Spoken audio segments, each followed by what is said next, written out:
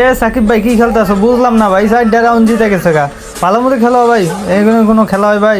ভালো মতো খেলো। আরে ম্যাক্সিমুট মারো না, ম্যাক্সিমুট মার দিয়া সে মাইরে দাও। আমি ম্যাক্সিমুট মারতেছি, একটা রাউন্ড নিতে পারতেছে না, আরে আবার লো লিমিট মারে। আরে দাও মাইরে দাও, এটা কোনো কথা? ওরা এই যে আবার আইসা পড়ছে, আবার ইমোট দিতেছে। আরে ভাই আমার একটা শট লাগাই দিচ্ছে, এইটা কোনো কথা? আচ্ছা সমস্যা নাই, আমি মেডি করি, ঠিক আছে?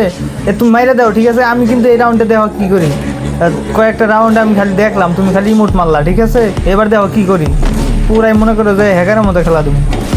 ভালো করে খেলবো বুঝলাম না, এই একটা দুইটা এক জায়গায় হয়েছে। দাঁড়াও, এবারও মনে করছি আমাদের নেট নাই কেন, ঠিক আছে?